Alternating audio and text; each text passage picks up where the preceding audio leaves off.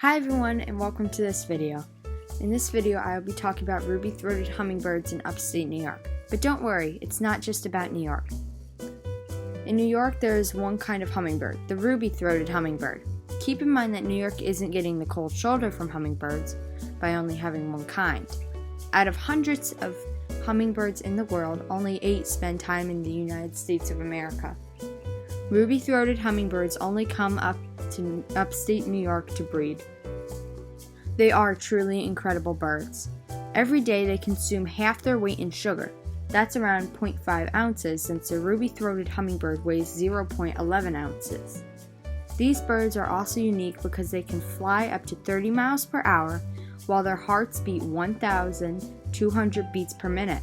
A human's heart can only beat 60 to 100 beats per minute. Ruby-throated hummingbirds start migrating into the eastern United States from Mexico and Central America on March 28th.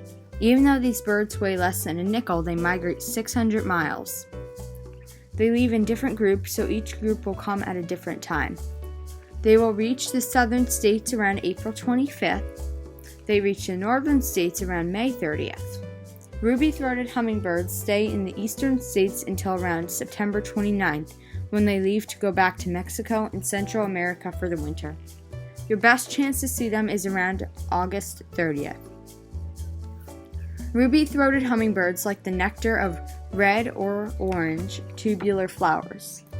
These are flowers such as red morning glories, jewelweed, bee balm, trumpet creeper, honeysuckle, red buckeye, cardinal flower, and sometimes tree sap. Ruby-throated hummingbirds can drain an entire flower in under 1 second. This is because their tongues are like tiny pumps, flattening and opening to draw nectar into the grooves of their tongues. They will also catch insects out of mid-air or pull them out of spider webs. Also, they will eat mosquitoes. When a ruby-throated hummingbird hovers over a flower or a feeder, they flap their wings 55 times per second. Although males performing courtship have an average of 200 wing beats per second. Males present a courtship display to females. This display consists of the male making a U-shaped dive starting from 50 feet above the female. If the female perches, the male makes side-to-side flights while facing her.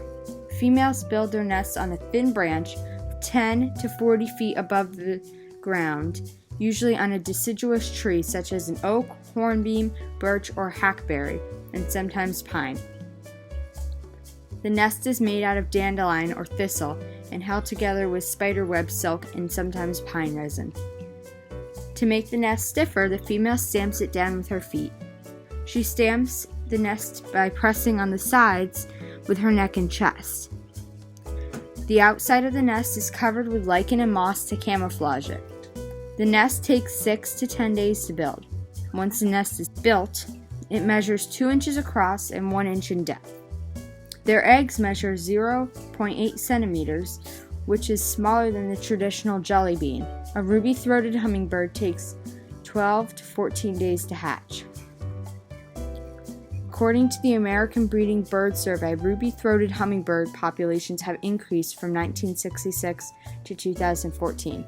Partners in Flight estimates 20 million ruby-throated hummingbirds, 51% in Mexico, 33% living in the United States, and 16% living in Canada. 84% of that general population will be spending their breeding season in the United States. You can attract hummingbirds to your yard by planting the plants that attract them, which I listed earlier in the video, and putting out hummingbird feeders. To make your own hummingbird nectar, you'll need 1/4 cup refined white sugar and 1 cup of boiling water. Stir the sugar and water in a bowl until sugar is dissolved. Let the mixture cool to room temperature and then add into a feeder. This recipe is from National Audubon Society. It's okay if you use the store-bought nectar, but the homemade stuff is much healthier for the birds. Thank you for watching this video. Please like and subscribe.